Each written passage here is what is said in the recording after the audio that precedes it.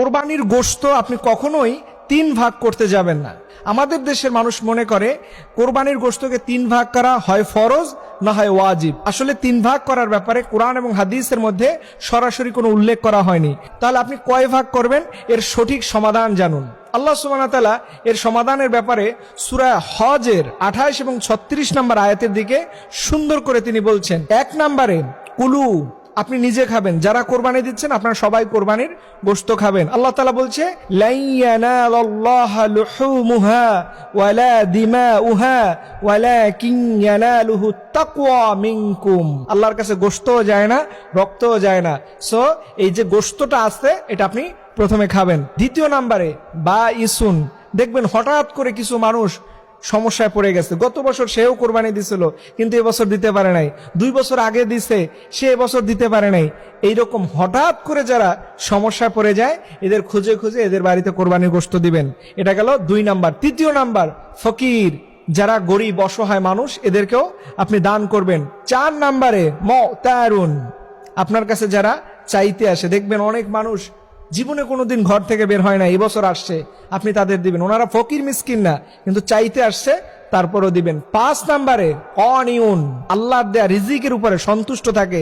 দেখবেন অনেক মসজিদের ইমাম খতিবরা আছে, মুয়াজ্জিনরা আছে, সমাজের কিছু মানুষ আছে অল্প ইনকাম করে, যতটুকু হয় আল্লাহর উপরে খুশি থাকে, 5 ওয়াক্ত নামাজ পড়ে, এদেরকেও আপনি দিবেন। দেখেন এই যে 5টা ব্যাখ্যা বললাম, এখন মনে করেন দেখেন আমাদের দেশের নিয়মটা আর এই নিয়মটার ভিতরে পার্থক্য কোন জায়গায়।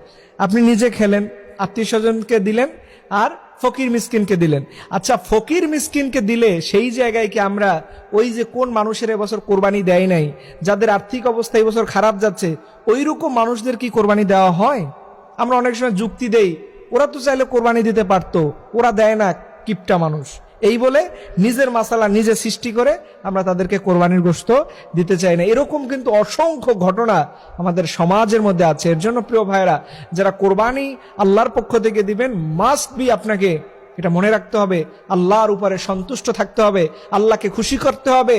আল্লাহ যার কোরবানির উপরে খুশি হয়ে যাবে তার কোরবানিটা কিয়ামতের দিনে বড় নাজাতের উসিলা হবে। আর আপনি যদি লোক দেখানোর জন্য ফ্রিজ কিনে রাখছেন, এই বছর পুরোটাই ওভারলোড করে ফেলবেন। ইভেন অনেক মানুষ আছে গত বছরের কোরবানির গোশত এই বছর দেখবেন কোরবানির দিনে খাওয়ায়। খবরদার খবরদার, এইভাবে করতে যাবেন না।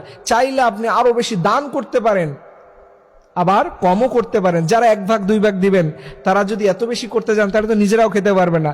আপনাদের প্রয়োজনীয় যতটুকু একজন মানুষের দরকার, এর অর্থ এই নয় যে আপনি ফ্রিজ জাত করে রাখবেন। খবরদার খবরদার, এর চাইতে বেশিও দান করতে পারেন, কমও করতে পারেন, তবে আপনি আল্লাহর সন্তুষ্টর জন্য মনে রাখবেন, আল্লাহকে খুশি করার জন্য যতটুকু করলে আল্লাহ খুশি হয় এটা আপনার মন বলে, কোরআন এবং হাদিসের দৃষ্টিকোণে ততটুকুই করা আপনার জন্য আবশ্যকীয়। এর জন্য আসুন আল্লাহ রাব্বুল আলামিন আমাদের সবাইকে এই আমলগুলো বেশি বেশি করার তৌফিক দান করুন। সকলে আমিন।